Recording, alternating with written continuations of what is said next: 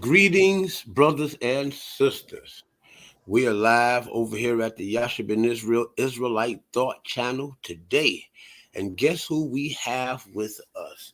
We have the great Professor Dana Rynolds Marniche in the house. We have a living legend with us on here today. Dana, introduce yourself and let these people know something about you. Okay. Well, I'm the person who inspired Dr. Van Sertima to put the book Golden Age of the Moor out and wrote the central article for that. And then I wrote this book, what's it called? The African and Arabian Origins of the Hebrew Bible, which has now um, created a kind of quandary for certain scholars in the West because it's actually with a foreword by a very prominent scholar. This is actually my dissertation, by the way, for the PhD, which was Wow. published in 2020 after, many, months of writing, trying to get together years and years of research. I also wrote a paper, about 180 pages, that was supposed to be made into a book by now, but was already just published into a West African journal, peer-reviewed.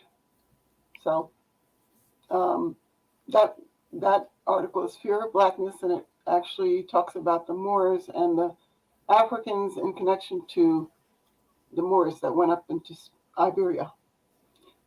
Very detailed, and apparently is being used, or at least one of the professors that reviewed it said it's being used by him for his curriculum at a university. So Heavy work. yeah. And the book is doing well. It's found in different prominent libraries, very, Ivy League university libraries, and even National Library of Israel and Egypt. Or this book, African and Arabian Origins of the Hebrew Bible. So, You want to get off into that? Let us know a little something about that. about the African and Arabian origins. Yeah. Well, this is about the reason why. It actually discusses the reasons why biblical archaeologists haven't been able to put into context the Torah, especially the Genesis book of the Torah, and certain other books like the Conquest, showing the conquest of the Canaanites and other important events in the Bible. Because a lot of people don't realize that a lot of biblical archaeologists are not of the idea anymore that Israel existed as a historical fact. Right, Earliest Israel. Even though, there's a lot of politics going on in Israel now, but the objective Israeli scholars and archaeologists are saying there's a lot of problems with trying to, place the early parts of the Bible or Old Testament into context because it doesn't match up with the ages that they're finding. Some places don't have any remains whatsoever, So that was a long time ago. What, the Bible? Well, those biblical stories had taken place. Yeah, but there are some. What's happening is that the time frames are not matching up with what's been found. So, for example, at Jericho, they found something like a 4,000 BC, but what that occurred a couple thousand years before the kingdom of Solomon in Canaan. So Yeah, long. That's about 3,000 years. Before, like I said, before Solomon. Yeah. That has nothing to do with this time of Solomon and David. So, and so what I did was I talked about some of the reasons why, they weren't able to find it. And the main one was being that, it wasn't Israel, Canaan, and that group of nations was not in the area of the Levant, but was located in Yemen. And that was a theory that was brought out in greater, in the first instance by someone named Kamal Salibi, who wrote the Bible came from Arabia. And, most people just scoffed at it, dismissed it, and that kind of thing. And when I found out about it, I also dismissed it. But then I started finding out certain things with regards to African beliefs on where they came from that matched up more with the theory that the early Israelites and Canaanites were in Yemen. So that's why I had gone into the study of the Berber traditions. And the when I say Berbers, I'm talking about West African, the Beriberi, Kanuri, Soninke, Imraguen, Jahunk, Serakol, Zagawa, possibly the same as the Zagwe, Zawaga, Azwaga, Songhai people. I'm not talking about modern day people that refer to themselves as Berbers. Say Songhai people. Further north. The Songhai people, yes. Wow. It's called Isuagen or Suaga. Basically the same as the Nilo-Saharan Zagawa, the same origins. But they've been there for a few thousand years, so, it was hard for people to put together why these people were all called Jewish at a certain time and why they're called Berbers at a certain time, even though some of the Berbers, a large part of the Berbers were actually not of their population, but of the Tuareg, or veiled Berbers. Mm. So I finally figured out, all the details with regards to that. But the problem was that all these groups were saying, including the Tuareg, that they came from Yemen and that their ancestors were from the rulers of Jericho and from Canaan. The Tuareg in particular said that, we're telling colonialists, according to H.R. Palmer and other colonial historian observers in the area, they talked to the Tuareg, and that's what they told them, that they came from Canaan 900 years before Alexander the Great. Yet at the same time, they said they came from Yemen. And then what put it more into what actually confirmed it was that when I found out that this was part of the Arabic source or the Arabic context of the Bible, or I should say Arabian context. And this knowledge was brought over to the Moors in America. When I'm saying the Moors, I'm talking about the modern Moors, or the Moors since noble Jew Ali, who already knew it, that Canaan was an area south of Mecca. But I had just found out about, a lot of that several years ago, in terms of the Kanana being a living tribe south of Mecca that are still living and are still black, and naming the area called Canaan, not only in the Levant later, but in the original area south of Mecca called the Plain of Cananea and Canaana, land of the Canaanites today. So, one of the first stories that I heard about that the Arabs told was that there was a man named Amir bin Amir ibn al-Muzakiya ibn Ma al-Sama. And it turned out this guy's story, or personage's story, in the folklore of the Yemen was basically about what we call Moses. Wow. Can you repeat that name again for the record? Okay. He's called al-Muzakiya, but Amazitia? Muzakiya. Amazikia. Muzakiya, and also son of Mai al-Sama, meaning the son of the water of heaven. Water. Wow. So Arabia had the Moses story already. Yeah, they had a different version of it, but they had it. And not only did they have that, but they had the locations or toponymy, the correct corollary toponymy of the Old Testament and Genesis.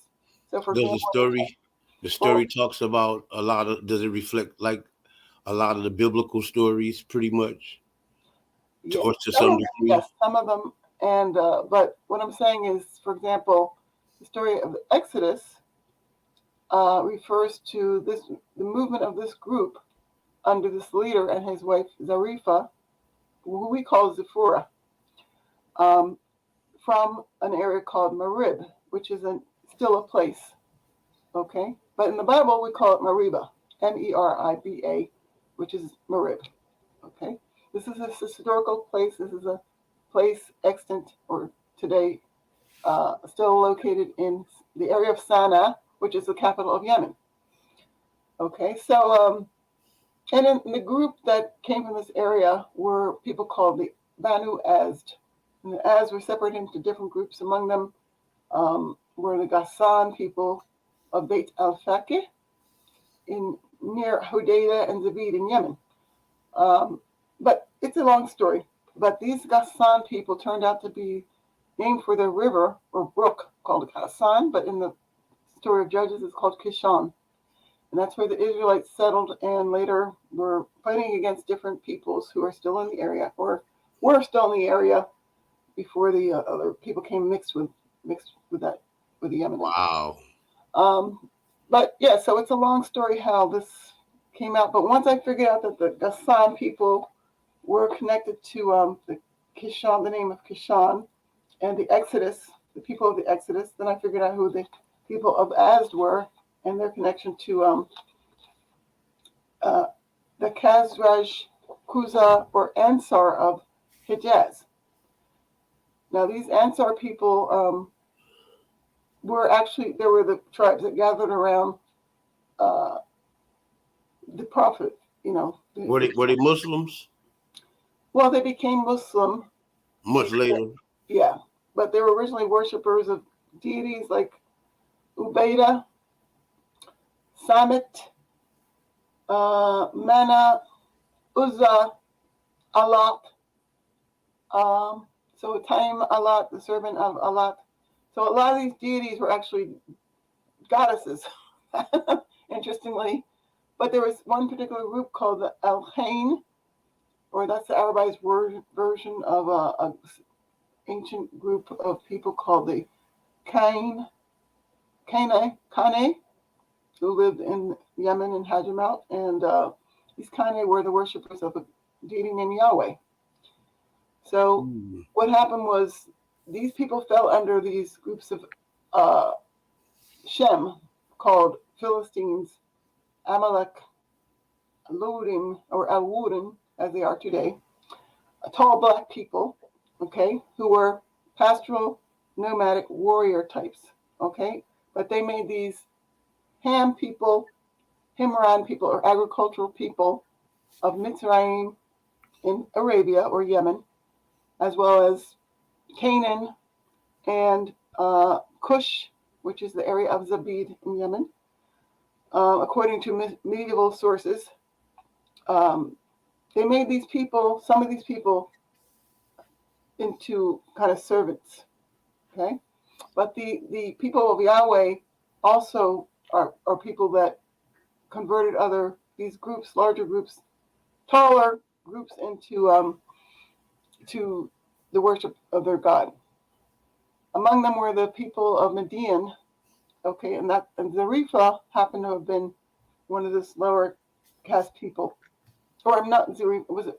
I think it was Zarepha was a Himmerite, according to the sources. Because Sephora or Zarepha was a Himmerite, person of Humer. Otherwise, his name was King Himyor or Hamor, king of Canaan. Okay, so that's where a lot of these stories are come to fit in because the names of the people, the names of the places are still there. All right, so, but one of the other. Would there be any validity to the idea that black people in Americas descend from Canaan? Well, most Israelite and Judean people were descendants of Canaanites, the people that occupied Canaan. The Kenite people also occupied Canaan. So, Okay. but there were also Edomites. Like I said, the people that got converted to early, uh, like the Amalek.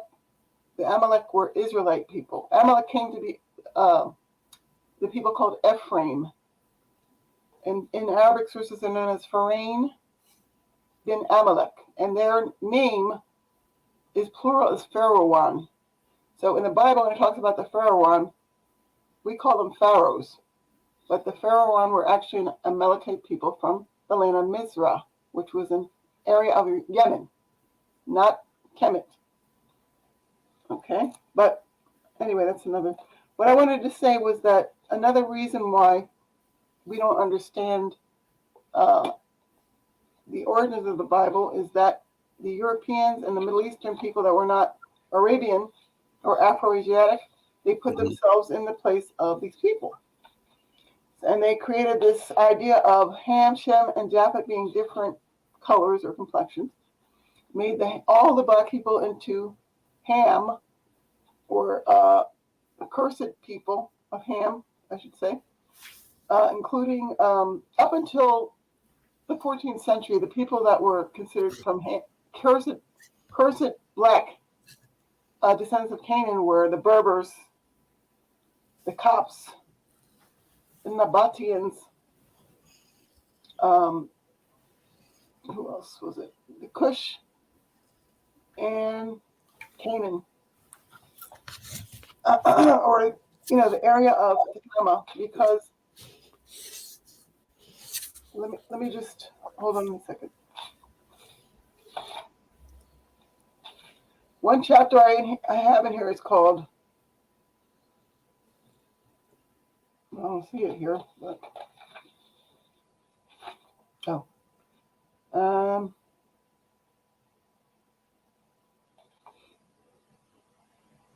it's a problem with the tints of Kedar,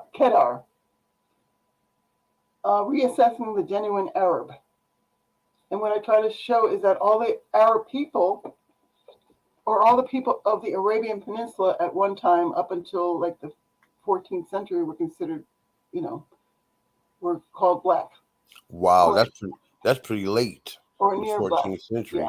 yeah. Well, even in Hijaz, which is the area of Mecca, Medina, Jeddah, even that area is called so by Dahabi, who was a Syrian, I think. He was Syrian or Iraqi. But anyway, he said that there's no fair-skinned people in Hijaz. They're all only Kedar, Hudar people, or people that were near black in color. Wow. He said, except in a rare occasion, you would see a fair-skinned or a red person. And that person was assumed to be descended from a slave. Because at that time, the Arabians, being black, often took their slaves from the non-Muslim people. Oops, hold on one second, please. The non-Muslim people. And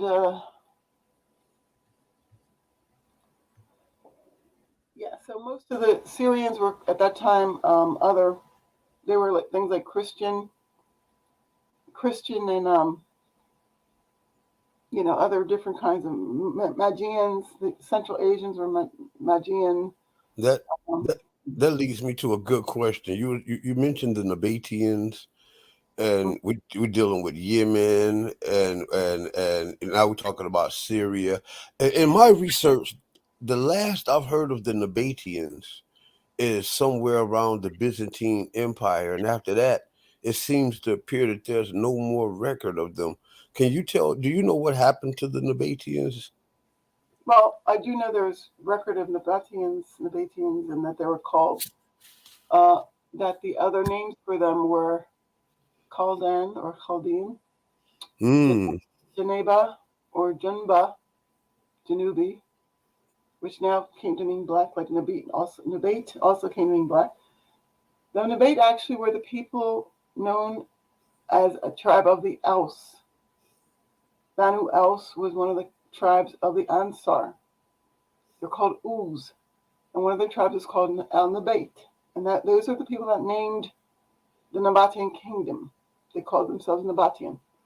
They had a kind of totemic connection with the people called the Solamians, or Salimi, but later on we call them Banu Sulaim bin Mansur, Sulaim of Manessa.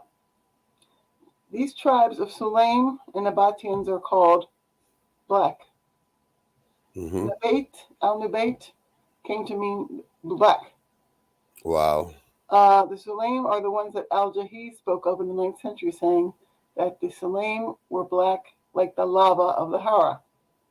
And all the other tribes of the Hara were black. The Sulaim tribe is the one that actually had the vassal clan among them called the Cain, or Al-Cain bin Bali. So these tribes are the ones that are in control of the mining.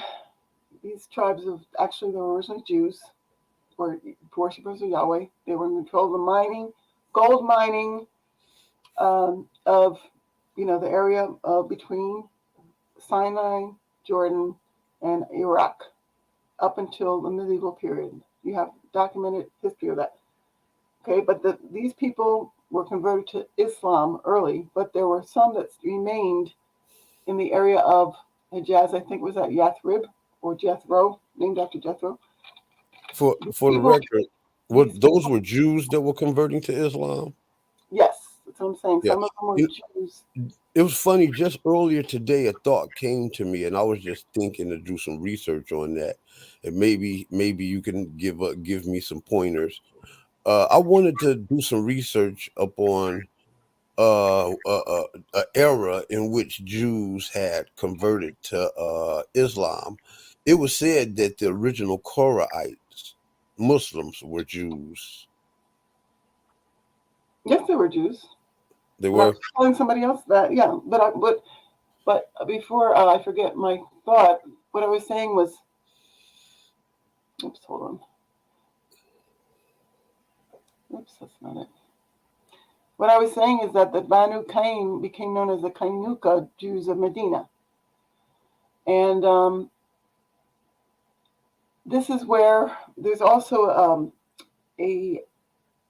some of the Jews that went into Spain, not most of them, but some of them came from Africa and were the Berber Jews. They were black, and some of them were from Arabians who were Wow. very black and short. Okay, so this group of that went into Iberia of black Jews from Khaybar are described as, or this one person that came from the area said he was prince of the tribe of Rubain. Now you said from Calabar? Khaybar. Oh, Hyber. That's one of the capitals of Judaism in Arabia. So it's not, Oh, okay. not something to forget. Khaybar was occupied by a people who were described as five spans, or very short, closer to black than any other color, and would flay alive any Muslim that came within their, encroached upon them, came into their fortress area.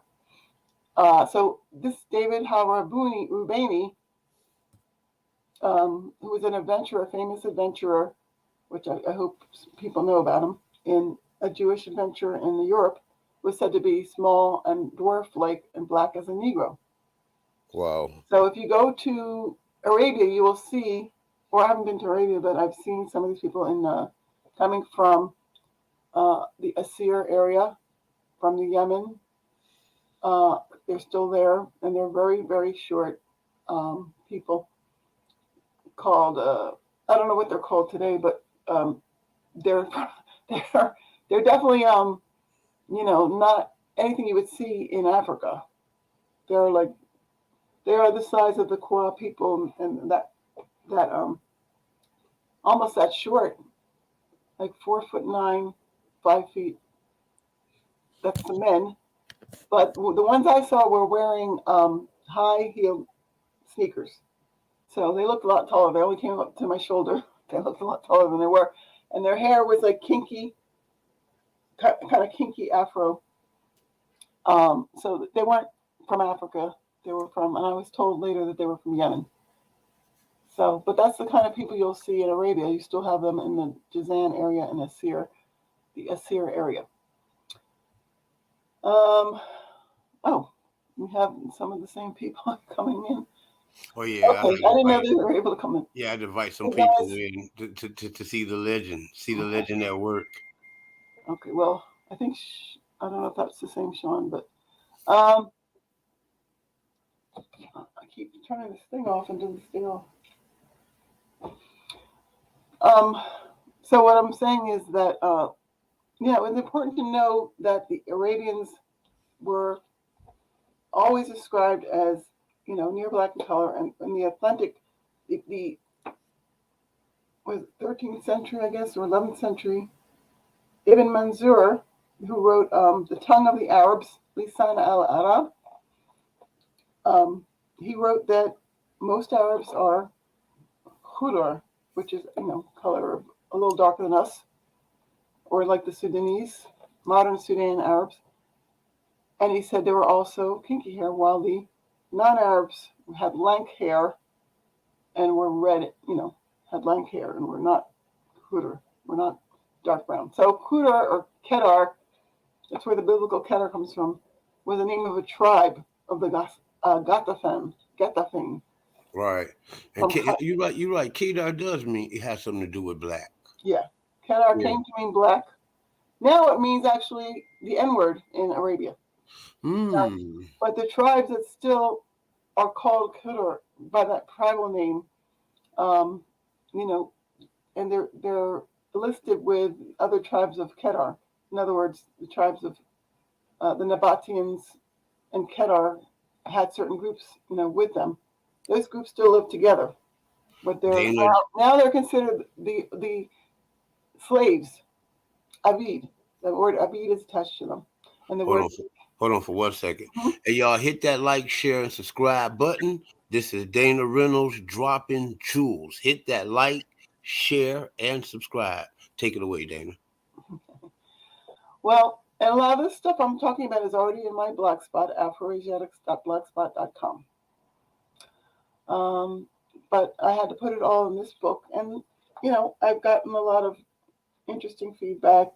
Both the guy that wrote the foreword, who's the head of the the Center for Middle Eastern Studies at the United States Naval Academy, and director of the program there, and a professor. He's the one that wrote the foreword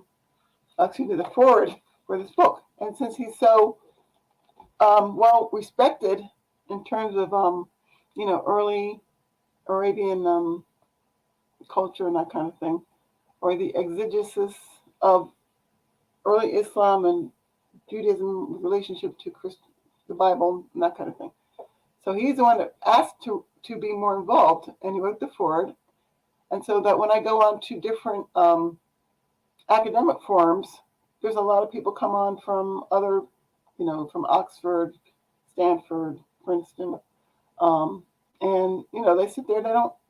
Some of them don't. Most of them don't make comment, but the ones that do, the few that do, most of them have been good. Saying it's very interesting.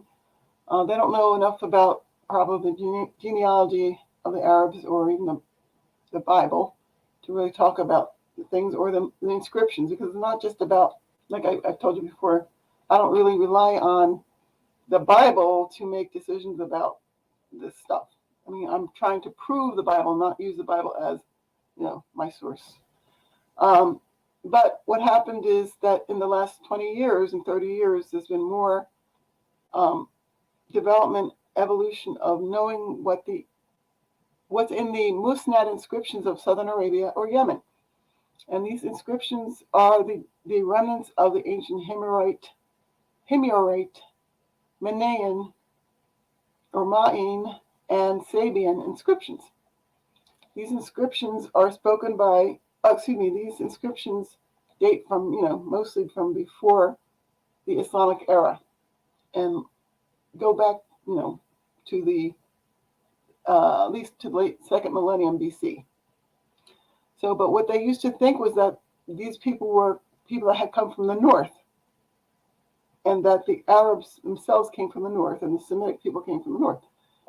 So what's been now people are knowing or coming to know is that the Semitic dialects include what are called most of the Afro Asiatic dialects. So, or the Afro Asiatic dialects include Semitic and what's now called they're still called Cushitic, but there does not seem to be a division between Cushitic and Semitic dialects. Semitic dialects are one with the Cushitic. And then there's the Berber dialects that also originate from them. The original Berber dialects, which are brought up mainly by the Tuareg, but Hausa also speak Afro-Asiatic dialects. It's the Semitic languages are the lingua franca of Ethiopia Kush today, like Tigrian and Eritrean and Yeah, Amharic. right. Those are the major languages of Ethiopia to this very day. And most Semitic dialects of the world are found in Ethiopia, in that area. Now, as far as Cush, that's the name of a place in the Bible. It's the name of a place in what's now called and still is called Cush in Zabid, the region of Zabid. It's next to Canaan, which is the area, like I spoke of, which is called Canauna, or the Valley of the Canaanites, the Wadi Canauna, as well as the plain of Canania, or Canana further north. Canana are a tribe of black people that live in the Sinai today. They were once in the area south of Mecca, with the Hudhail, who are described by Charles Dalty as people having black and shining skins. Hudhail bin Madrika is the uncle of Kenana bin Khuzaima bin Madrika. So Khuzaima is also the Hudhail, by the way, all these tribes I'm talking about, when they moved to other places, they became, mixed with the other people. So, for example, the Hudhail further north are called Huzail in Palestine, and they're a completely different color. The people in the Yemen, the Anaza, or another group that were from the Yemen, well, when you go to Syria and Iraq, completely different color. So all these people calling themselves Arabs that are in Iraq and Syria, Lebanon, Palestine, are all people of actually people that were once, their names referred to black people in the Yemen that mixed with other people, and now they're fairer skinned. Because the original slaves of the Arabs were these people, Syrians, Turks, Central Asians or Persians, Armenians, Byzantines. Those are the main slaves of the Arabs, as well as themselves. So there were Arab slaves, and because Arab slaves are black, they're often thought to be Ethiopians. So Antar, for When you look example, at the etymology of slave, it yes, goes to right, the word right, Slav. yeah, Then you look at the Czechoslovakians and Yugoslavian, they're all European people. right. Yeah, they were all Slavic. The Slavs, I forgot about them too. And these are also the people that took over Egypt. The Slavic Circassian people had many dynasties in Egypt. They Wow. were the people of, and they were related to also the Ottoman Turks, who were Wow. Albanian and other Slavic peoples. So many of the peoples that have come into Egypt in the last several hundred years are of this group. When we say Turks, that's actually who we're talking about, Slavic people. Otherwise, before that period, you find Arabs or Arabized people, I should say, because most of the people writing about Arabs were not Arab, but were from these Arabized people. They said that's why Al-Dahabi, who was Syrian and went into the Hijaz, said there were no fair-skinned people in Hijaz, which is the holy land of the Arabs, with Jeddah, Mecca, Medina, Khaybar.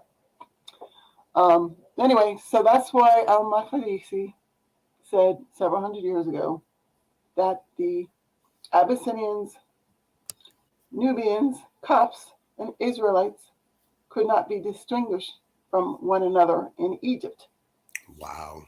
because those people were all from the same place, basically in Arabia. Anyway, another group. The Sulaim are very important. The Sulaim Ibn Mansur. So that's the group that, or Mansur in general, are a group associated with the Hamdan or Hameda tribe. The Hameda tribe became known as Hamathites. The Hamathites are the children of Ham of Canaan. Okay, they came from the Sulaim or Salamians, as they were later called in Roman times. Solimi were the people that Tacitus said and thought were Ethiopians. He said many people thought they were Jews. Others said they were Ethiopians from Assyria and that kind of thing. Right. And the reason is because they were people, black people, just like they said, as lava, who originated in the Yemen, which is considered, of course, Ethiopia, Kush, that area. That later went up into the area south of the Dead Sea, where they, and even into Anatolia, around the coast, where they fought against the early Greeks. So the Greeks talk about the Solonians and Baal Raphan, or Baal Rapha, their deity of healing, otherwise known as Raphael. And later on, these Salamian people meet up with the Nabat or Nabatians and different tribes of the Saifitic inscriptions from the Madij called Ruha, who founded Ora or Edessa in Anatolia, called Haulan Gada or Jada, who became the Huela in the area of the Transjordan, or Havila in Africa, or in Arabia, but they founded Zu Huela in Somalia and Zayla and Zawila in Libya, because the Fazan people also, and Numidians and Moors were also from Arabia, from the Yemen, where they were called Rama, as the Targum says, the Moors were called Rama. The Maziks were called, or Mazag were called Dedan, and the Zingane or Zingani or Warain, as they're called, or Gara tribes were called Sapteka. But that's a whole other thing. That's according to the Targum, the Aramaean Targum, I think the Jonathan Targum. So I got into that because I was talking about the Sulaim and the fact that they were usually described as very black, because they're the ones in touch with the, they took a lot of slaves from the Spanish, Espan, and from the or Byzantine women. Let's see, was it women or Espan, the Espan and the something? Well, anyway, but Al-Jahi said in the 9th century, he said, even though they were taking these white women slaves, that every 3 children, the original color of the Sulaim returned.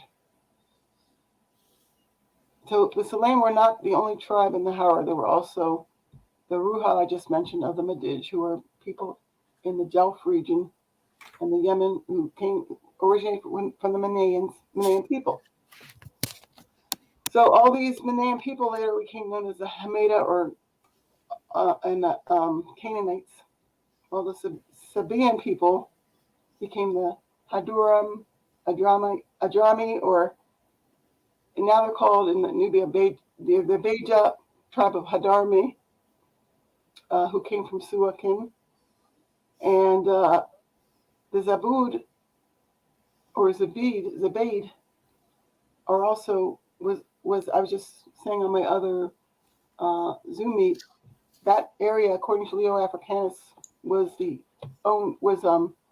to the Beja or Buga, who themselves are both, African and Arabian. So the whole area east of the Nile was known to the early Greeks like Strabo and Diodorus as Arabia. Just like Arabia itself was known as it was the home of Cush and Canaan, but also was known as Little India or India Minor. Abyssinia was known in that time as Middle India. So when there's for example, a group of traditions that the Moors came from India, that's what they're talking about. They're not talking about, um, India as in today's India, which is called Teach. Arya Bharata. Yeah, that time was called Arya Bharata, but the Indi over there were also known to have been related to the Ethiopians. And I want to mention that Benjamin Tudela, who spoke of the southern parts of Arabia, Malabar, and the area of the Kalam or Pilam people, Kalanian Indians being inhabited by Kushites who worship the stars and planets.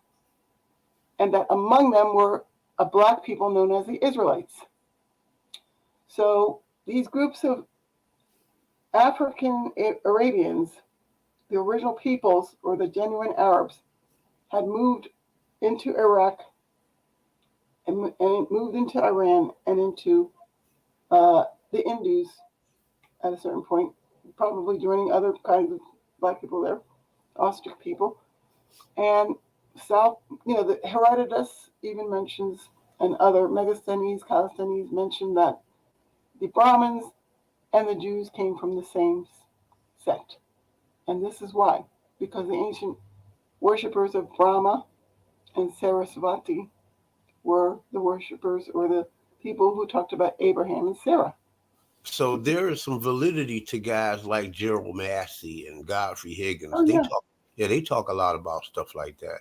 Yes, that's what I guess. Wow. Yeah, Dr. Van Sereno, when we used to talk, he once said that I remind him of Gerald Massey because I don't know why, but he was very fond of that kind of writing. So, but yeah, so there's a lot. I don't put that part in this book because that's too much. You have to be focused in academic writing. But basically, a lot of things need to be understood about that the ancient world is not today's world.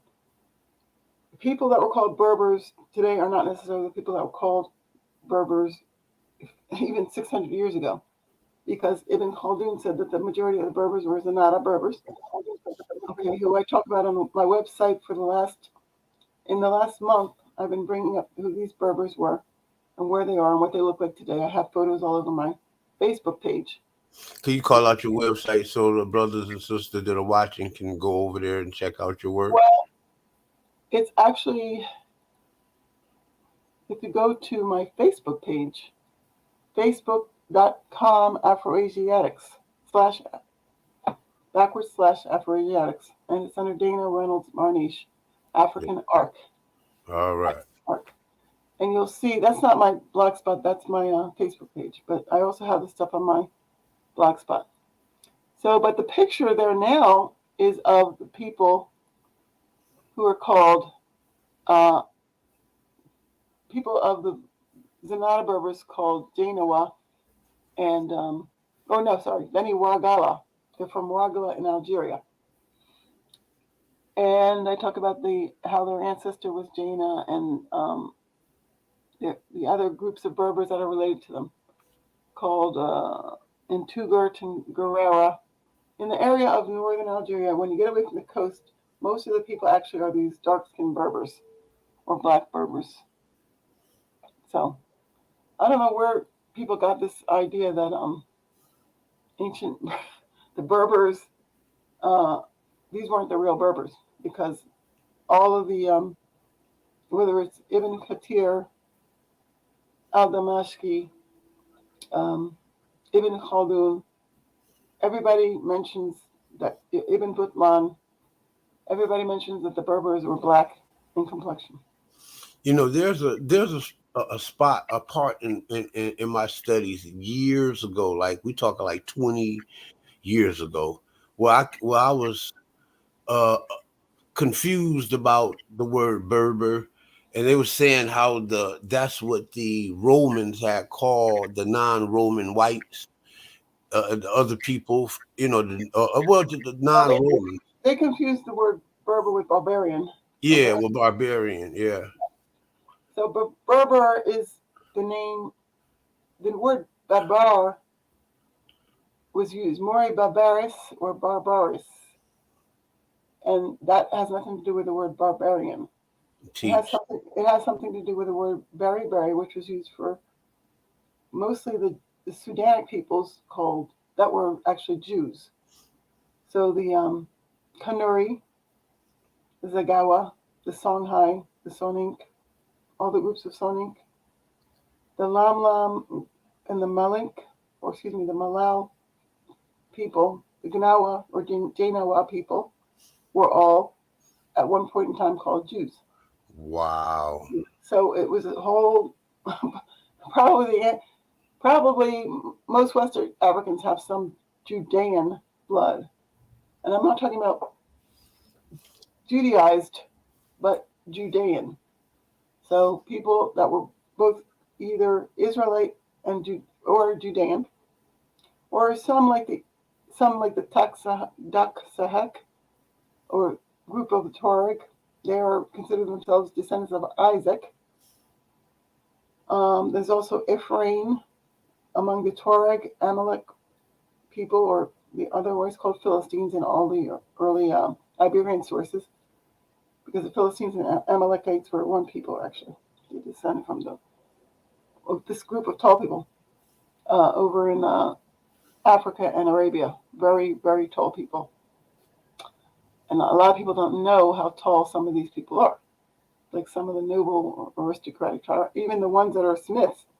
The one I'm working with myself, his father is over 7 feet or around that range. So these people were in the 7 and 8 foot Wow. area, especially 7, 8 feet. yes. That's huge. The Tutsi also are in that over 8 feet. So Wow. the Bible's talking about all these people, because the Tutsi also have come from the north and from Arabia. When the Bible's talking about the Philistines and Amalek and all these people, they're referring to what's called the Azd, or the remnant of them were called the Azd, because they were part of the group that moved with Al-Muzakia from the Marib area, Exodus area, and they were located in area of Hudaydah, where they still call themselves, or the descendants call themselves Banu Ak, of Og. That's Og. But the remnant of these people in their purest or least modified form are found in what's called Yamama, or named after Jemima, an ancient ancestor and mentioned in the Bible, meaning the dove. And these people the name is also called Wadi Dawasir, named after the people of the Doshari or Dawasir.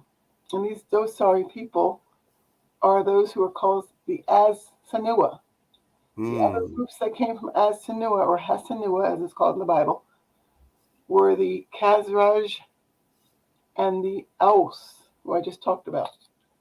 These people who had the group called Al Nubayt amongst them are the people that even in the times of Muhammad were still in touch with the Salimi tribe, now called in that time Sulaim, Banu Sulaim.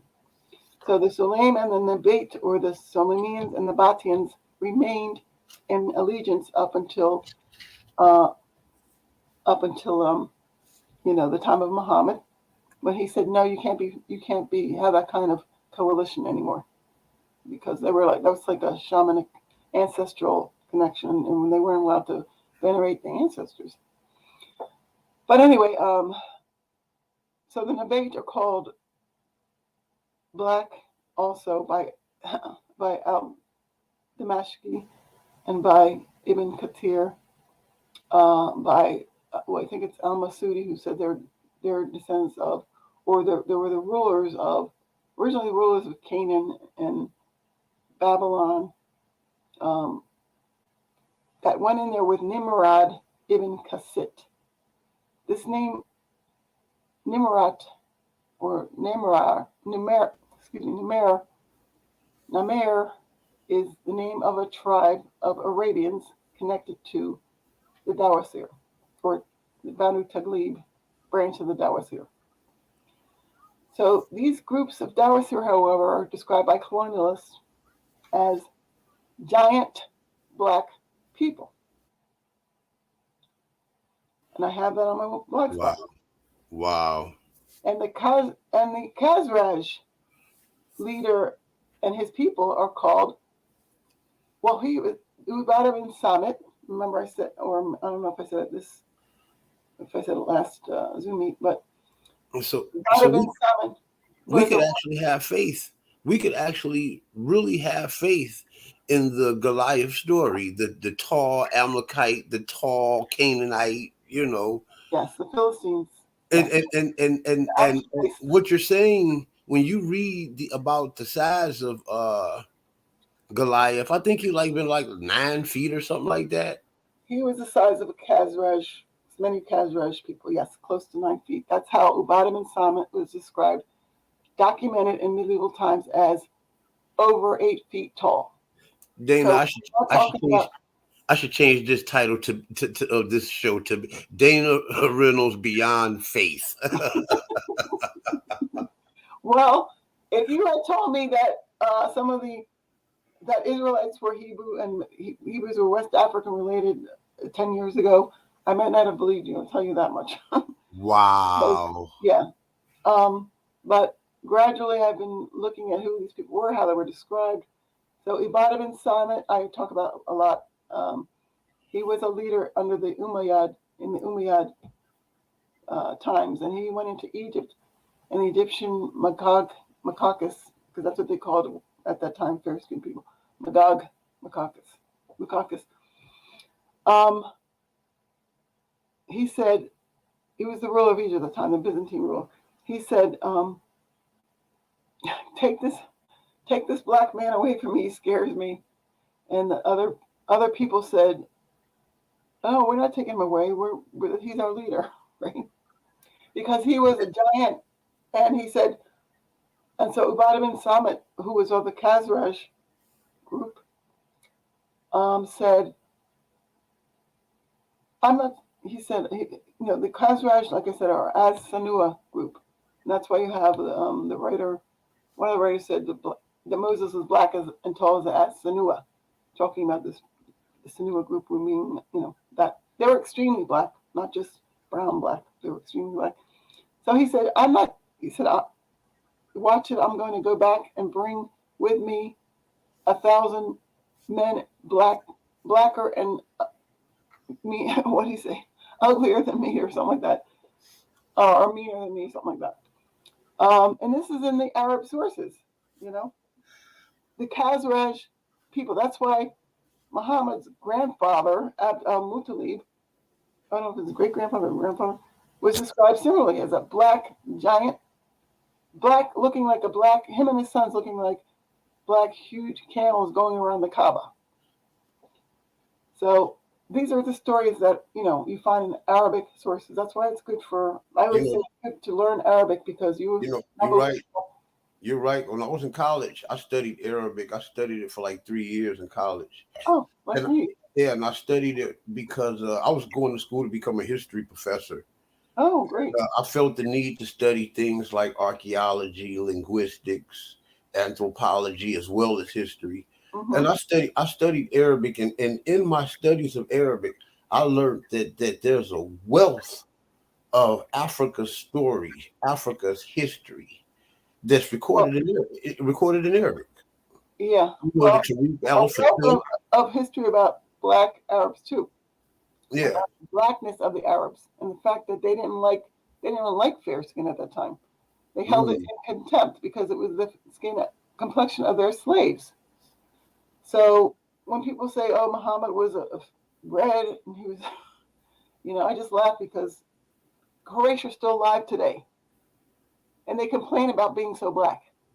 The reason why they claim that they're not, why they're so dark is because they don't want to mix with other, people. They come from the noble people. They're in the tribe of Hashem too. Their leaders are called tar-faced, because they were literally the color of tar. Wow. I have in my blog spot, which is afroasiatic.blogspot.com. I mean blogspot.com, yeah, about the Hashem clan and how they're. And this was written. This was informed to me by Tariq Barry, who has also has a great, wonderful blog spot with the original Arabic scripts because he's from an Arab country.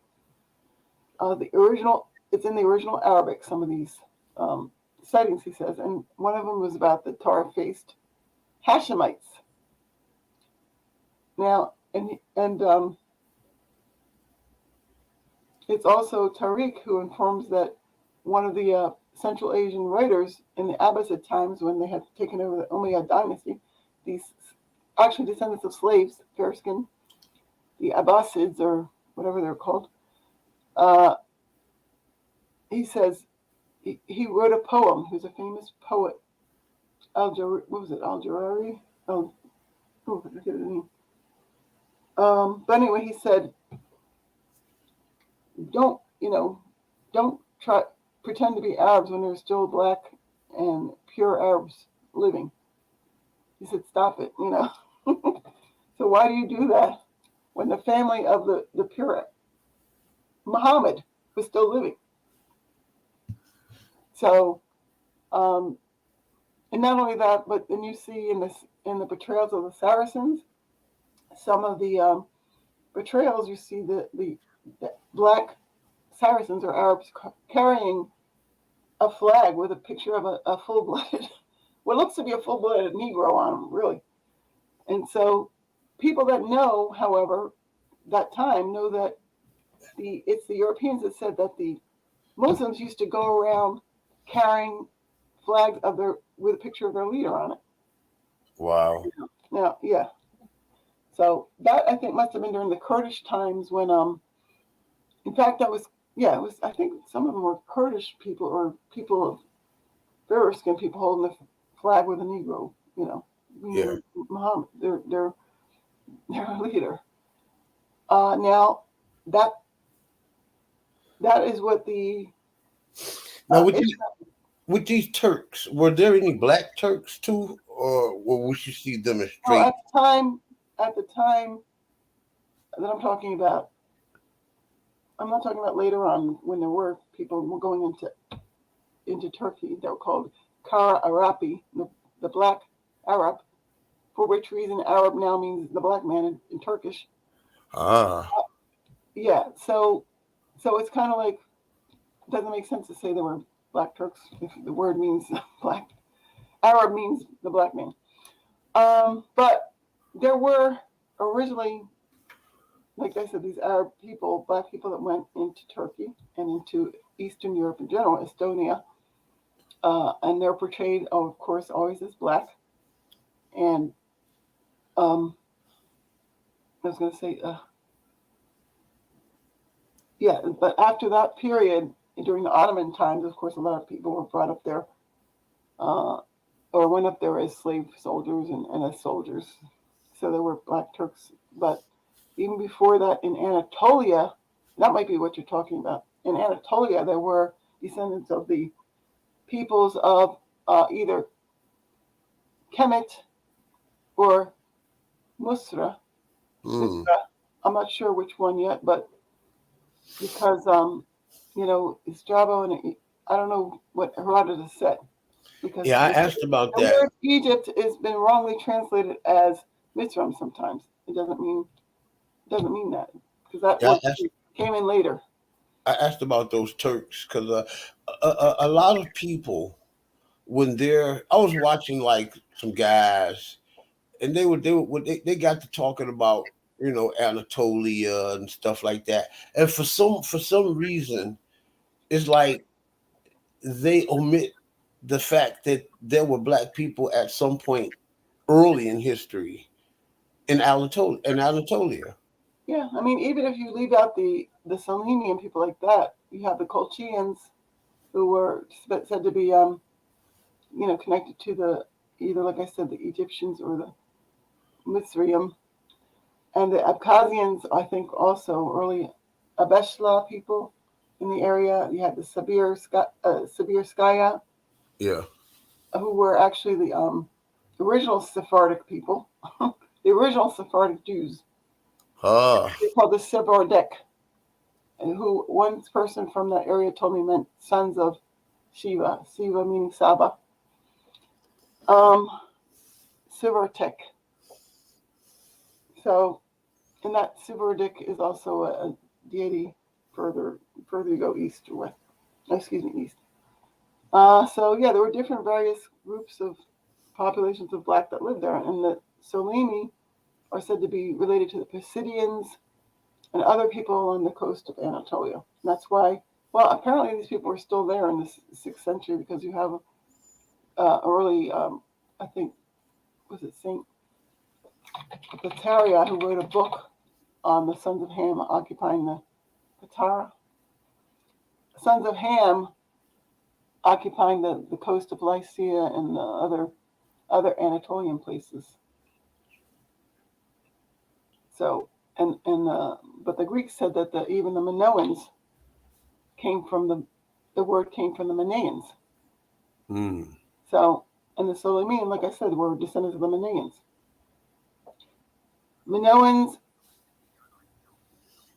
The Minoans. Oh, but anyway, in case you're wondering who the Solomons were, the Solomon tribes.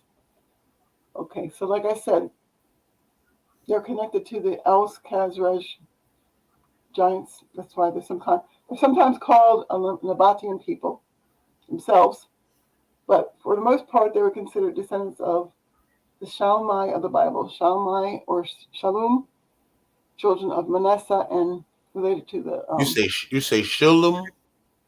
Shalom, and Oh, like the Shulamites. yeah, Ah. and the Shalmai, Yeah. who were descendants of Jethro, and the Targums. So these people are also called Kenites. Now, were they originally Jews, or did they mix in with the Jews? The Solomons. Yeah, the Shulam. Shalmai was a descendant of Caleb, I think, originally. So yeah, they were Judeans as well as Israelites. But in fact, they claim descent according to the Jews in Palestine by Moshe Gil. Um, Jews in early Palestine, I think that's what the name of it. He said I want to bring something out there when you brought out the Shulam, right? And Shalmai. Let me hold on. Shalmai, before I forget. okay, Shalmai. In the Targums, however, the name is changed to Kenite. And as I was saying, this Al-Qaim were a tribe that lived amongst the Sulaim people until the medieval era, and were in charge of the mining and gold, and all the trade routes. wow, These Kenite Jews also were the people in Khaybar, Medina, the black Jews in Medina. Hanukkah, it was called Yathrib originally. Medina, before it was Medina, it was called Yathrib, yeah, named after Jethro. Um, wow, ain't that in something? That is why in in Egypt, the Arabs said you cannot tell the difference between an Israelite, a Nubian, an Abyssinian, or a Copt, because the Shalmai and other tribes of Manasseh or Mansur were still, these were the tribes around Medina. Sulaim bin Mansur and Hawazin bin Mansur were tribes around Medina. These were in the Bible, Torah, they're called Judeans, not Jewish. They are the Judeans. Yes. Hold on. But the Kenite people, these Kenite people are further south, are called Kane, and the Salamians are also mentioned in early Musnad inscriptions in South Arabia, along with the Kuta people, Huilat, or Kuta woman, or Huilite woman. So Hulan, or Huilat, Havila, Beli, or Bela, son of Benjamin, Cal, or Caleb, ruler of the Jews, or judge, for one of the judges, I guess, right?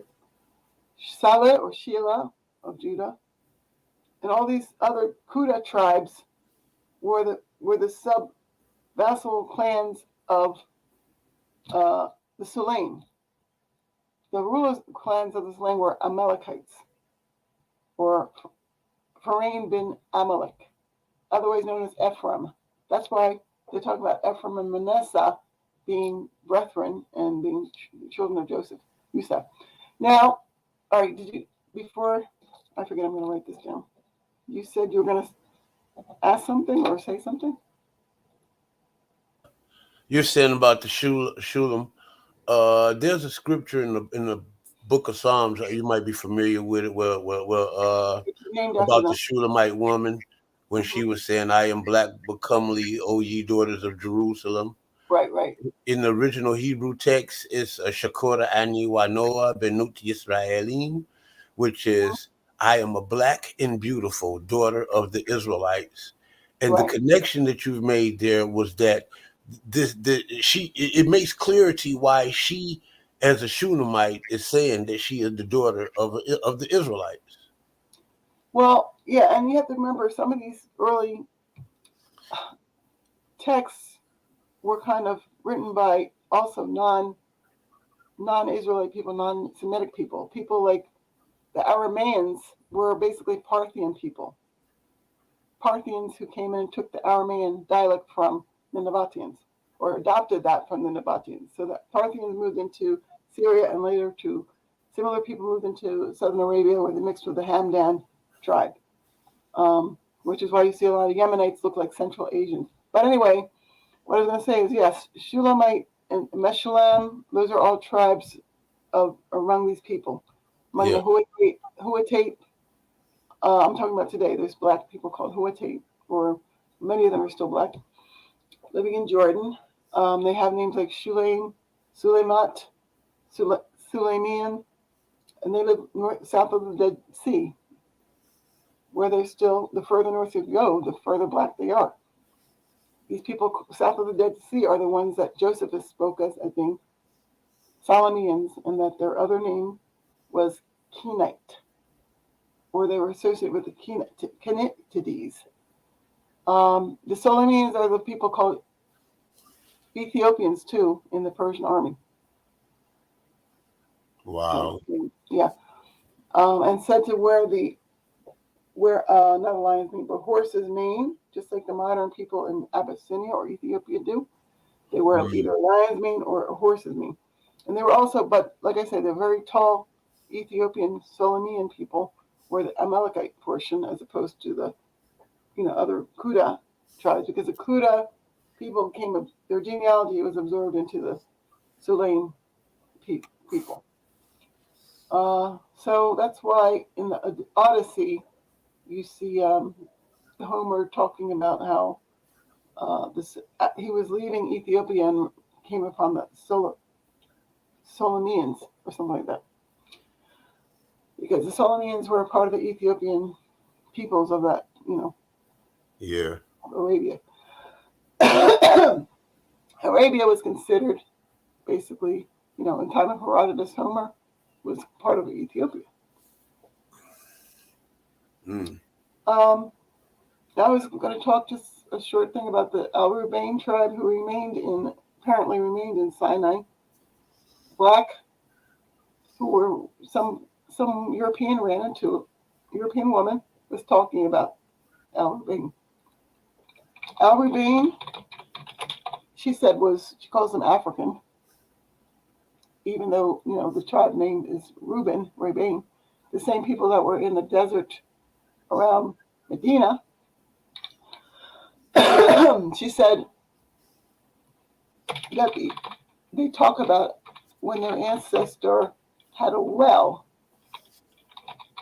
Now, if you know anything about the story of Reuben, it's, I think, Reuben that told his, excuse me, they had a prophet named Reuben. That's what they were named after. Wow. And Reuben had a well, an ancient well. But apparently this woman who probably was Jewish or Ashkenazi Jewish didn't put together that. Excuse me, I keep coughing every now and then. That Reuben, hold on, let me see if I can find it. Take your time. Take your time now.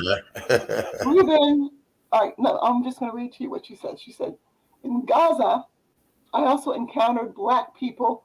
Now she's writing about African slaves in Palestine and Israel, right? Or in Arabian, among the Arabians. In Gaza, I also encountered black people of the Al Rubain Ashira, which means a family, who were settled Bedouin living around the area of Jaffa, which is ancient Jaffa name brought northward, okay? Before being driven from their villages as refugees in 1948. These so-called Bedouin of Jaffa, otherwise Cassiopeia was named, after Jaffa, the Ethiopian queen. They said they were unconnected to the Negev Bedouin. Their name derived from Nabi Ruboin, who thousands of years ago used a well near their home area. Now, who's this Nabi Rubain? Well, do you remember the story about Reuben in the Bible? It says some of Reuben's good qualities displayed themselves when he persuaded his 9 brothers to throw Joseph into a dry well instead of killing him. Wow. Reuben intending to return secretly and deliver Joseph out of the well. Genesis 37, 18 to 30. Amazing. Yeah. And she was literally in the presence of the tribe of Reuben. And because they're black, that has to be overlooked. Dana, now how you just gonna come over here and set this stage on fire like that? Well, I mean, not only that, Wow. every tribe, you can do that with every of the tribes of Israel. Now, these are the tribe around Medina that David Harubani, the adventurer, well-known medieval adventurer, said his people were ruling over. He was a prince of the Rubain, or tribe of Reuben, Manasseh, which is the Sulaim bin Manasseh, Sulaim bin Manasseh, as well as Gad or Jada, people who founded Jeddah. Okay, these Israelite tribes were in the area of Medina, while the Kanuka, or Al-Hain, a tribe of the Sulaim, were the Jews inside Medina, or Yathrib, I should say, Yathrib. Then it became known as Medina as the Muslims took over. These people were Islamicized by actually their own people, by the Quraysh of the tribe of Canaan. Okay. And would those Quraysh be the same people, the same Quraysh of the Bible? Well, the Quraysh aren't mentioned in the Bible except as Girgashites. You mean the Quraysh of the Quran, not in the Quran. yeah, not in the Torah. I might have the people wrong. I'm thinking about the people that the ground opened up and swallowed from in the days of Moses. Oh, Was it Korah? It's Korah. Okay, Korah. No, Horites. Korah. Horites, and yes, the Horites are also black. They live under the same names in the Yemen, still known as Tamin or Teman, Jeshan or Dishan, Hamdan, Hamumi or Homam, Ithran or Bidaran, Ahran or Bahran. Yes, all these people are still around. Esau or Esau. Mind blowing. Isn't it? It's a shame. This is mind blowing. But it's a shame that these people are This still is living. mind. And all because of their complexion, they were ruled out as being, people of Adam. Because in reality, that's what black people came to be seen as. Pre-Adamites. The pre-Adamites. Not even Canaanites, not even Esau, and especially not Israel, but the pre-Adamite people. That is what Middle Eastern people claimed, not just Europeans, but the Middle Eastern people that took over Arabia, the Turks, the Central Asians, I should say, who took over Central Arabia and Southern Arabia. Okay, so not just Europeans that did this. In fact, it's the earlier peoples in Central Arabia. Excuse me, I keep saying Central Arabia, Central Asia, or the Parthian type people that took over the Nabatean Syria. The So original the Parthians would be that European extraction that made its way into those areas, well, Parthians, or white-skinned people. Scythic, yeah, Scythic remnants of the Scythic peoples that took over from the earlier Dahai people, or as Dahaka of Persia, who you see on the columns, the blacker people. They were also originally from Arabia, according to sources, and that's why you find that most heroes of Persian epics come from Himyar, or Homovera. Homovaran, the land of Himyar. So it's very, you know, Powerful. yes, powerful. And it's very unbelievable information, but at the same time, factual, you know. And even the so-called Aryan epics are in part based on, the fights between the people of Azdahek, or the Zanj, later called Zanj in Arabia. Uh, the Dahai people, that was the early Aparni of Persia and the Medes. Okay, so that's why Herodotus said that the Aryans borrowed their name from the Medes. Arya comes from the Medes, it meant lion. It was a lion deity of the early Semitic speaking people. The Aryan dialects come out of early Semitic people that were in, Iran and that area. So, any other questions? Oh man, I'm just sitting back here, just getting my mind blown all the way out over here. Yes. I swear, it's you're making some very very key connections, and it's pretty much like it's like when you speak into a person who's familiar with Afro Asiatic culture, like the Bible, the Quran, just for starters. When you speak, you bring a very sense of reality, Yeah. to these stories. Yeah, because I figured out the background to all these stories were actually in the historiography of the Arab sources. Okay, and the same thing can be done with the movement of peoples like the Sonic and the other true actual Berber people, or Beri as they still call themselves, um, and it was never a name for other people. There's only the Beri or Kanuri Tagawa people, and the Tuareg. Those are the only people that were called Berbers in Arabic sources, and that's why they're always called black. And they were both said to have come from Jaina. They're considered two different people that came from Jaina, and the reason is because they've always been this Shimran relationship. Shimran being the pastoral warrior protector group of the early Afro-Asiatic peoples, and then Himran being the ones that worked with agriculture, metals, mason, mud. And those those Traditions. those words are related to Shem and Ham. Yes. And yeah, ham meaning the fermented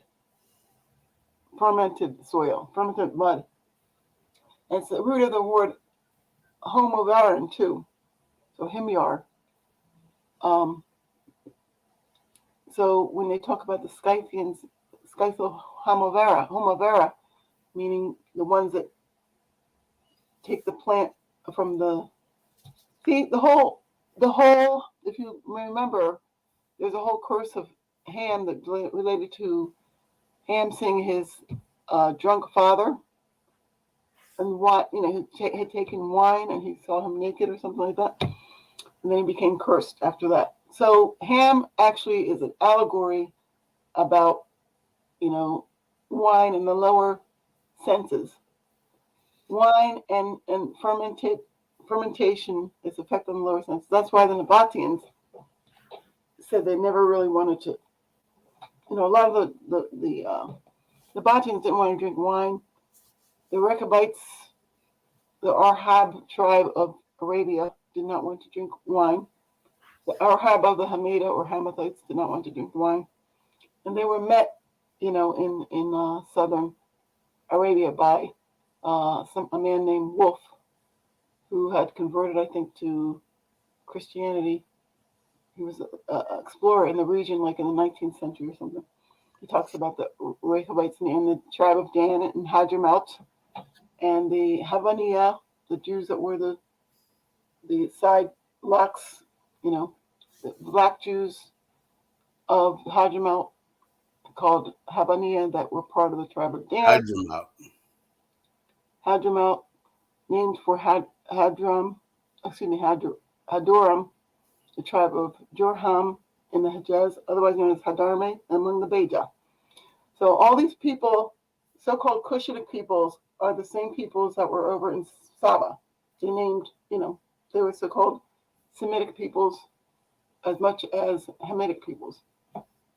The Kara people of today in Oman were described by earlier colonial explorers, like British colonial explorers, as looking like Somali and Beja tribes, right? And those are the tribes, like I said, the Kara and the Mahra, who claim to be connected people.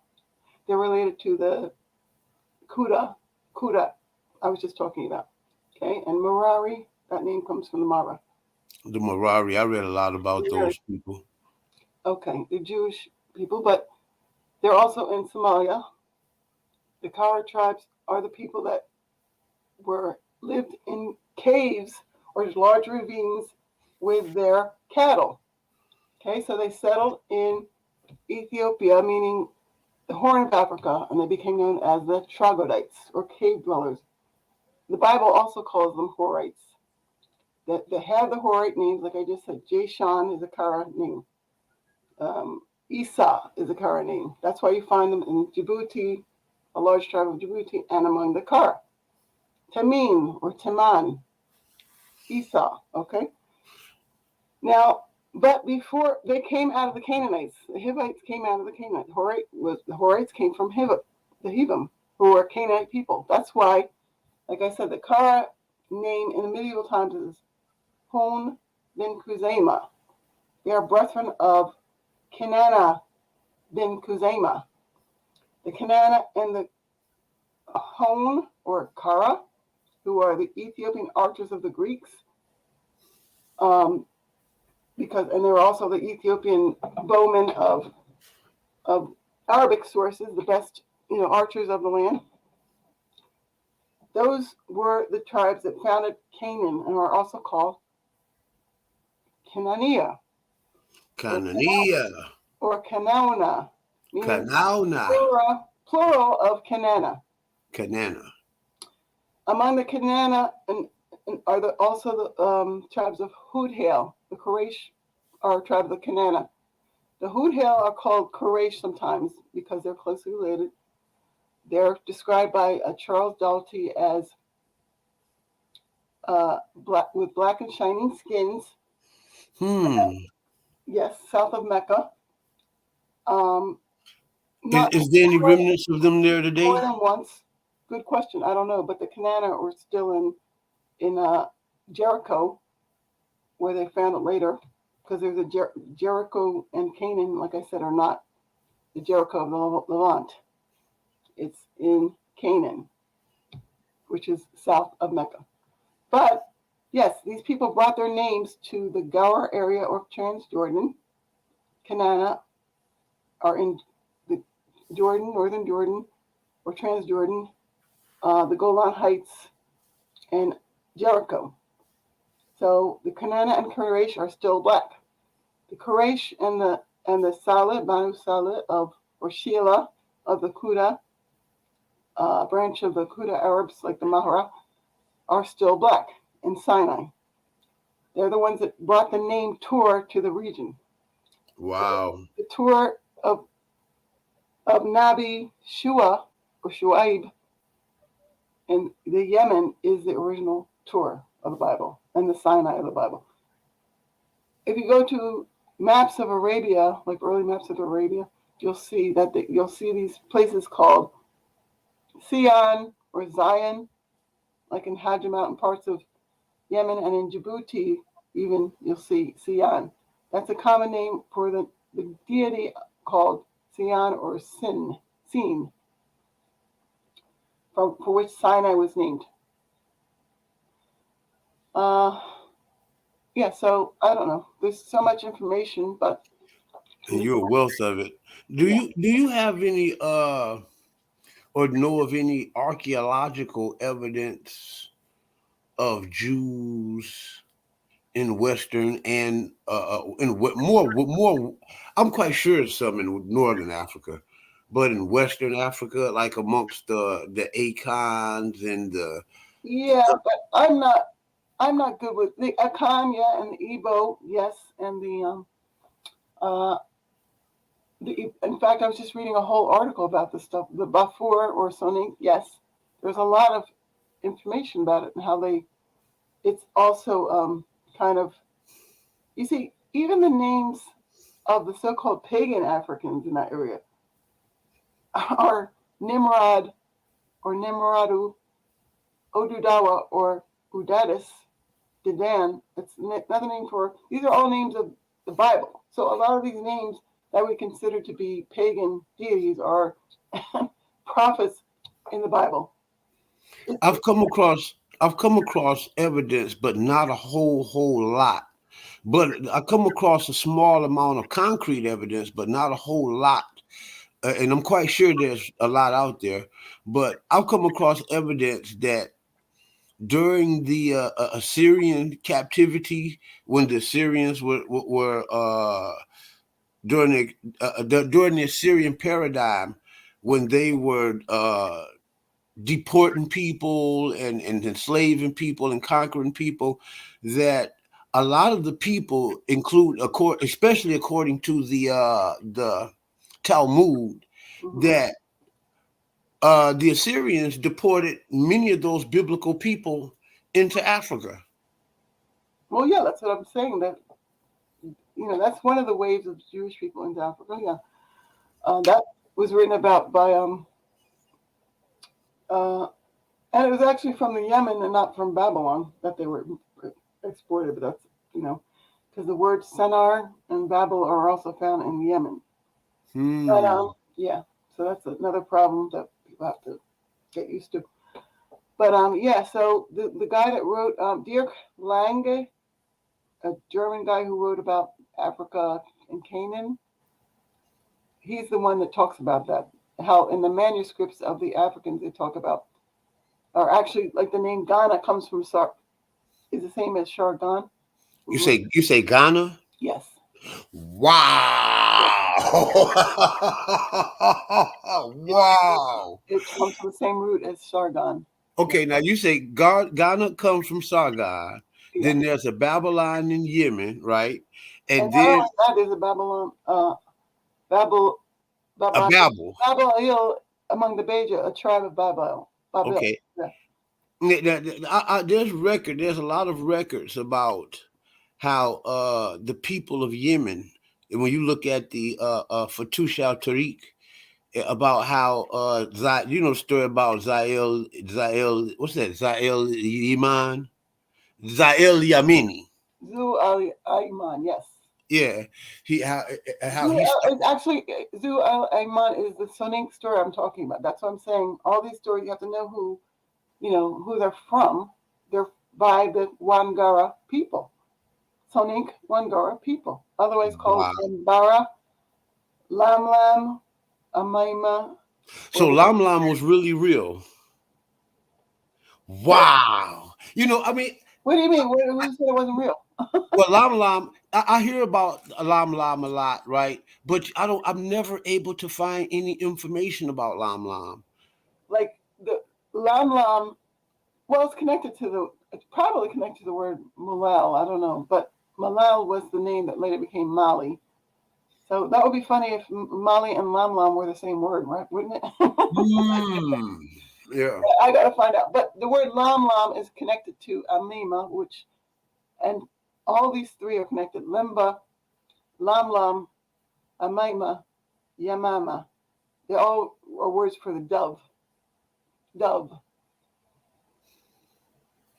Wow. If Yeah. you bring light to that old song from the 80s. We are the world, we are the children. I swear. I mean, You know what? and the richness of the African, historical basis to the whole story. I mean, you are a master indeed of it. Well, I have to thank my ancestors and the ancestors of these people because, like I said, I've been led, over, I guess, a period of 50 years to, not 50, probably 45. I want to make myself sound. No, but over 40 years or so, I mean, I've been led, not only, you know, education, but dreams and visions to see certain things. And, even having gone to, like I went, like, let's see, I went to Philadelphia with my friend once to a restaurant, and I happened to be an Egyptian guy there. The Egyptian guy was a waiter. He said he knew the director of the Great Pyramid. I said, "Oh, well, I'd like to meet him." He said, "Yeah." Well, I said, "I'll take you to him." So this director happened to be Zahi Hawass, who was actually the director of the Giza complex. And I was just, I was at Rutgers at that time, or still in between. I was at Rutgers finishing up there. And at Zahi's lab in the University of Pennsylvania uh, was a, a guy of the Murad tribe, Murad of the Himyarites, Murad, who is Mered of the Torah, which he didn't know about it, but he's the one that told me about a book called The Bible Came from Arabia. So Zahi Hawass, he appears to be one of those archaeologists that tries to hide the blackness of ancient antiquity. Oh, yeah, Zahi's a racist. Okay. he, he doesn't consider Africa, he doesn't think that Egyptians were African at all. And he doesn't like to be But called. how can he not think that at all when you're doing all of this research and you're looking at all these black figurines and statues and Because they hieroglyphics? have their own idea of what Africa is. And for them, it's basically a slave or a jungle bunny or whatever. It's just like, that's the way a lot of Middle Eastern people perceive Africans, black Africans. They think that they don't have a culture. And this is due to the last part of the Atlantic slave trade when, not only Europeans were taking slaves and Americans, but the Turkish and Syrian Arabized people, Islamicized people were taking, mainly, they had started taking uh, African slaves instead of European slaves.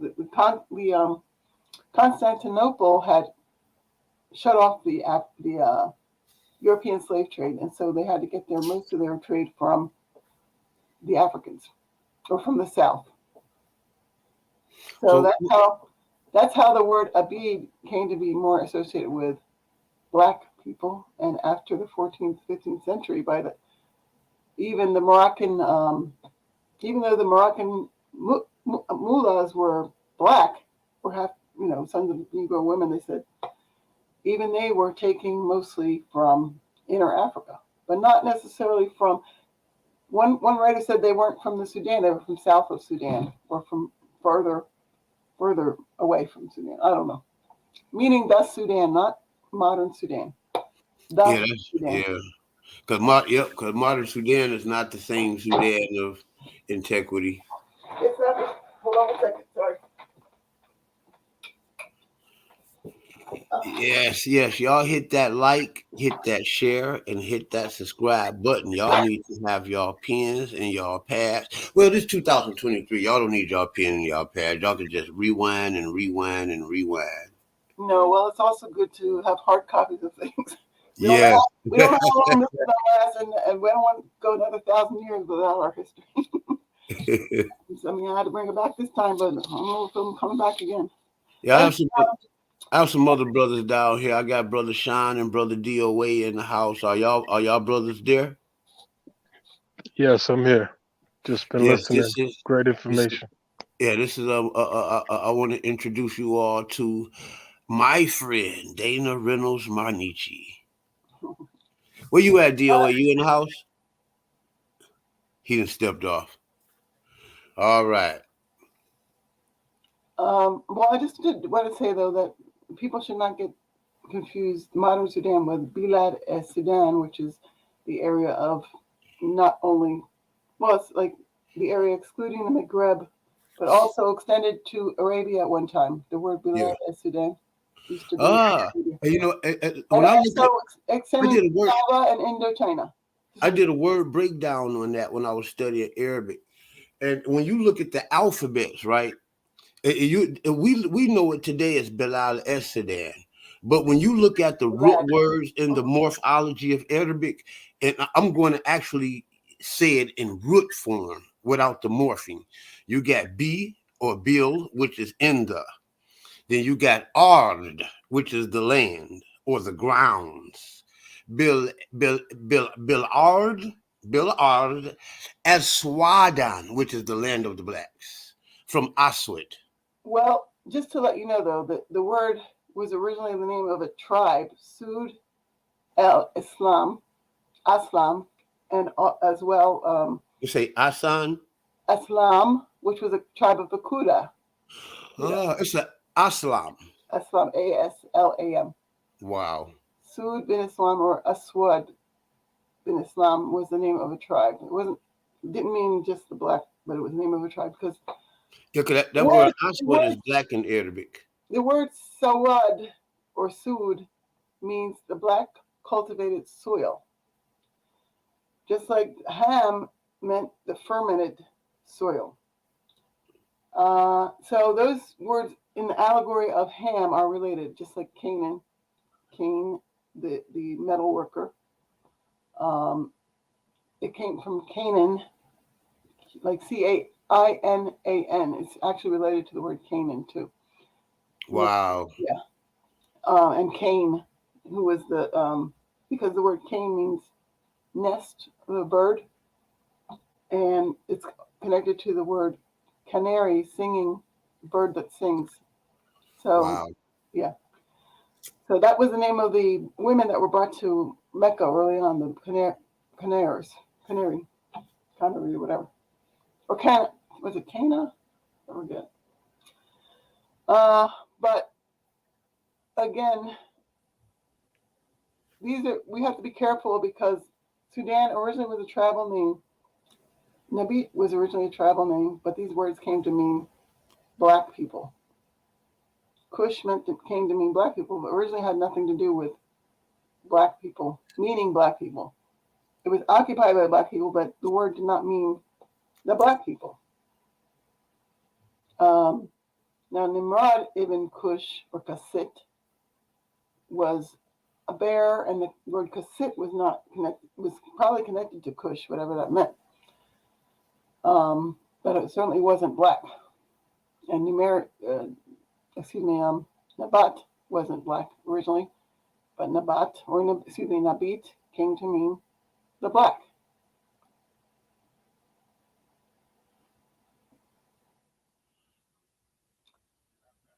And the Targum also was, like I say, there's an Aramean Targum, and most of the Targum are commentaries on the Bible or Torah written by non-Semitic people.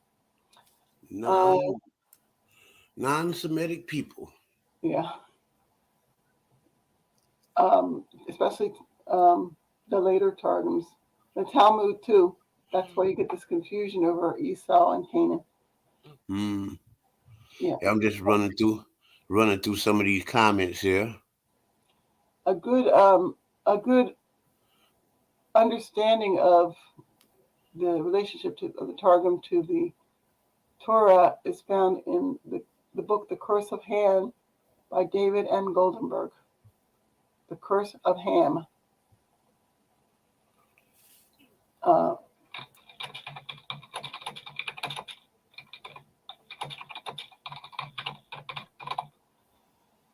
um,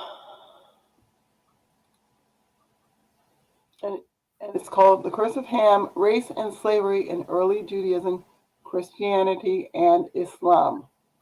And it shows you how that actually developed from an allegory that was taken and based on a early, actually it was early, all of them were early black people.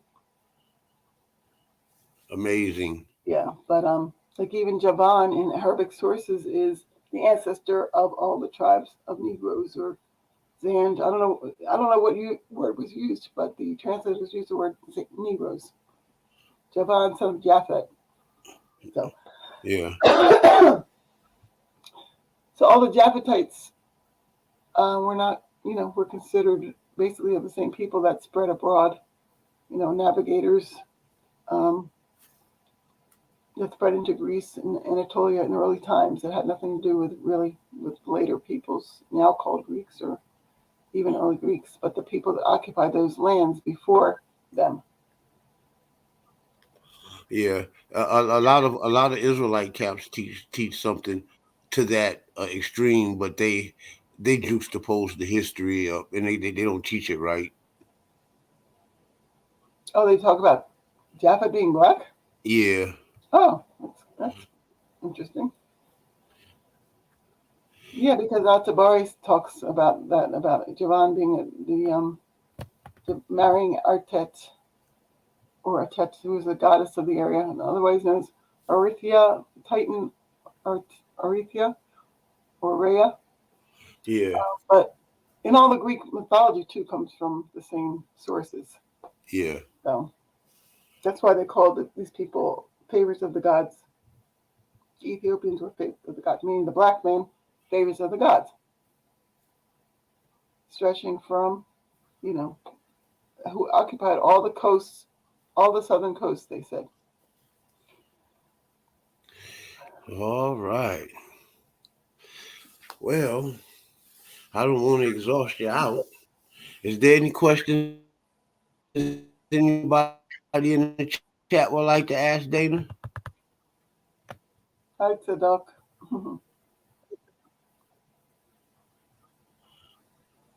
No, it's okay. The black Africans have been cursed by going with maternal slavery. All right. I Uh, guess. yeah, the biblical ham. That's the Middle Eastern commentary about black Africans and black Nabateans, black Kitti or Copts, and Canaanites. Yes. See what we have here. By tracing the Oh, development of and Goldberg. anti-black sentiments during this time, Gutenberg uncovered views about race, color, and slavery that took shape over the centuries.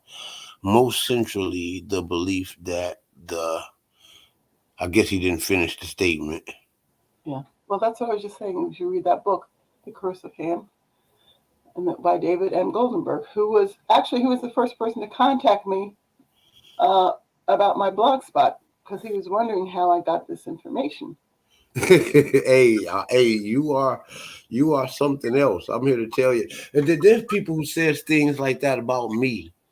And I swear, I said if I ever come across anybody that was anything like me, I'm going to embrace them. I swear. I mean, because you certainly are a jewel. I mean, the way that you kick this stuff, the names. I mean, just right off the top of your head, well studied. You Yeah. know your stuff. I don't think they're going to let me not remember. That's for sure. I don't know why. We got a question from Rim Yahoo Yishrael. He said so. He said, question, so were the original Hebrew Jews were black? I thought we were just talking about all that. Yeah. I guess he wants you to just come flat out and just say yes. Yes. Yes, please go back and watch the video Yeah. and watch my. Actually, there's another video I just did before I came on here. Zoom meet video I'm going to put up about this question of the Yeah, Jews you can were and are black. Period. Their names are still the same in many places too. Not only in Arabia but in Africa. all A right. lot of the reason why is because you see these people of Sulaim, when they're the tribe that came into Africa and settled in Egypt and Sudan. So many of the tribal names of the Sudanese, including their descendants, the Shuwa Arabs that live now extending across to Nigeria, are the same as those in the Hijaz area. So Sulaim and Manasseh are still tribal names, among these. And the Juhayna and all these Kuda groups. Ja'alin, um, Bali, they're all names of these people that were the ancient Judeans, ruled by Kalb or Caleb, and Jufana or Japhna. Uh, anyway. All right. Well, I guess this can conclude this segment. I don't have any more questions. I mean, you came and you can set the stage on fire and you can burn the stage down, Dana. You can just burnt the whole stage down. Now I got to clean up. You have to, yeah. Okay, thank you for having me on. And please, if you have any questions, please feel free to ask because this is a lot of information here. Hey, and that's how I like it. These are one of those videos where when I ain't got nothing to do, I can just sit back, Yeah. and just dissect what you say and just do the research on it. Yeah. That way I can become more like you because you are something else. You are a force to be reckoned with. Well, that's what I want people to do is to research, and I want to actually try to put out bibliographies too, where people can find out the information and why Arthur Godby said that the Jews of Wargla were black as Negroes and that kind of thing. Yes, he said, Yarim Yahu Israel say thank you for the show. You have came over here and set this place on fire. They loved it. Tadazaki Ibn Israel said awesome job. And I swear you've blessed this place. You have totally blessed this place. No, it's the ancestors that did that. My ancestors. It's the ancestors of, many generations of people. I know people don't get that yet, but they have to understand I'm not just doing this myself. I have a lot of help on the higher side, ascendant side. Well, that's encouraging because to think that one person does or God does all of that, that means I got a long way to go. Unfortunate thing is I can't stop really, but yes. other than that, it's a lot of blissful times I get though, blissful experiences. So how long have you been researching on ethnogenesis of North Africa and the Near East?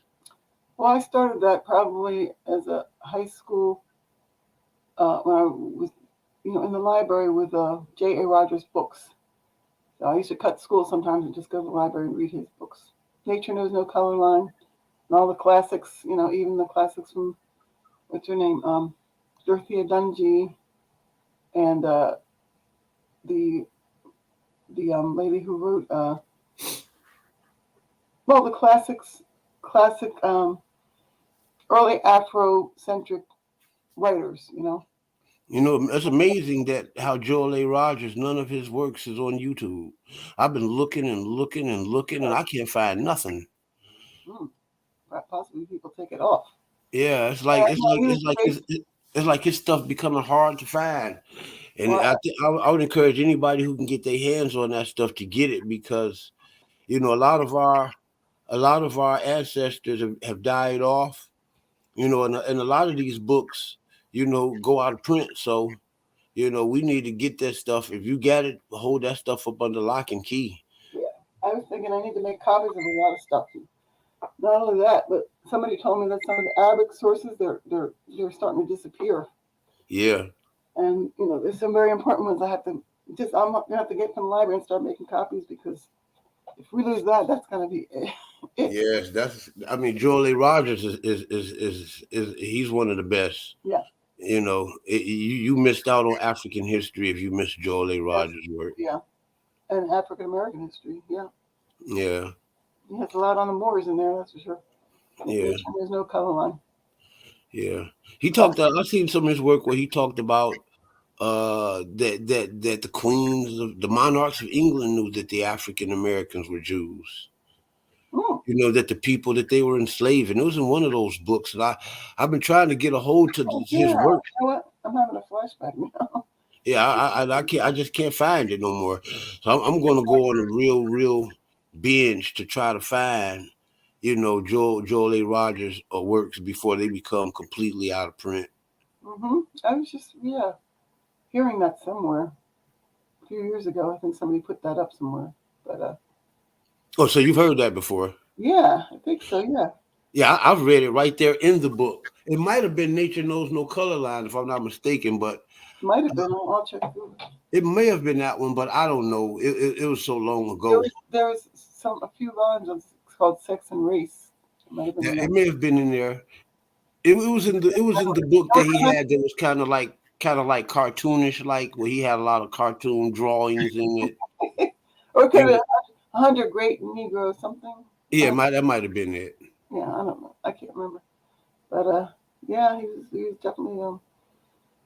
I wouldn't be probably into this if I hadn't gotten his book. I don't know how I got it, but. Yes. Well, I'm gonna go ahead and wrap this up. We did just under 2 hours. Okay. 51 minutes. You all take this video, hit that like button, hit that share, and please subscribe. That being it, Dana Rynolds Marniche, you are a jewel over here. You're more than welcome to come back anytime. And I greatly thank you for coming over here, blessing this platform. Thank you for allowing me to speak, and it's an honor to be part of this sacred experience. It's been blessed by the ancestors. So. All righty. What we got here? Someone say something. He say, "How do we support the sister? Can you put your cash app? Yes, sure. Yeah, I was telling you that we're going to bless you with some donations over here. Oh. Call your cash app number out, or I could put it in the chat. Put your cash app in the chat.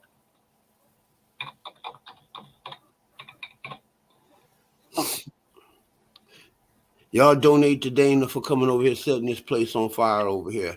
Make her want to break her neck to come back over here again. Let her know that these people over here are generous and they love her and they appreciate her.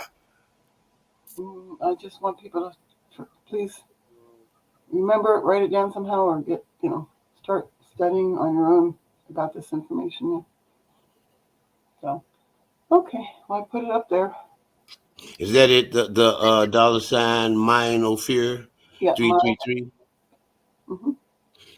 And that's it, you all. We'll let that sit up there for a little while. Everybody can see that $ mine O fear 333. You all hit that like, y'all hit that share, y'all hit that subscribe. And I just want to say, I can never thank you enough, Dana. Thank you again. All right. That being stated, we are out of here. We're going to end this segment and meet us back over here tomorrow. We have Eric, mad scientist. He's coming over here to set the stage on fire tomorrow. Y'all get ready. And then we have Brother Tazaki and others from the Benzodaki research team. We're going to be over here throughout the week. We're going to do a couple more programs this week that's going to be fire. We got some good stuff ahead. That being stated, we are out of here. Shalom, shalom.